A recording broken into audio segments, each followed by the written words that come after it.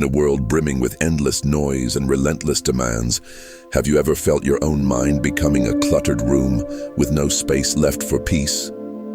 This is a story for anyone who has ever yearned for a moment of quiet, a sliver of clarity amidst the chaos. It's a timeless tale about a journey not to a distant land, but to the vast, quiet space within. Our story begins with a young student.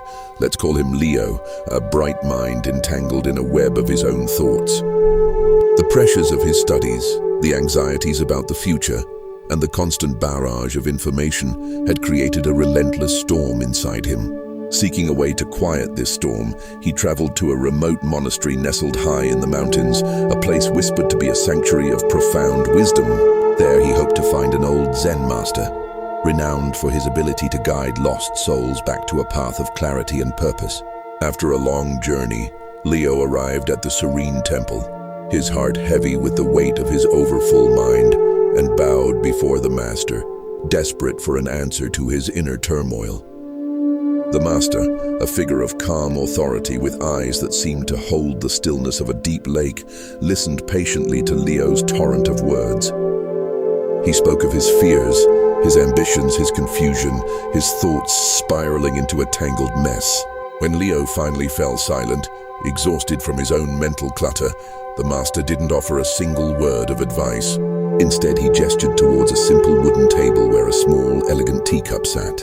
The cup was already filled to the brim with amber tea. Without a word, the master picked up a teapot and began to pour more tea into the already full cup. The hot liquid immediately spilled over the sides, cascading onto the saucer and then onto the table itself. Startled, Leo cried out, "Master, stop! The cup is already full. It can't hold anymore."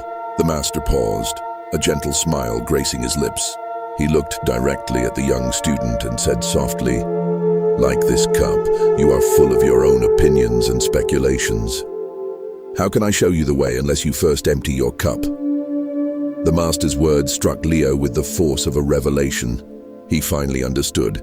He had come seeking answers to add to his knowledge, but the real solution was not to add more, but to let go. The scene transforms into a thoughtful montage, rendered in a beautiful ink sketch style that mirrors the inner world of the student. We see Leo sitting by a babbling stream, not trying to solve his problems, but simply listening to the water's gentle flow. We see him in meditation, focusing only on the rhythm of his own breath, in and out.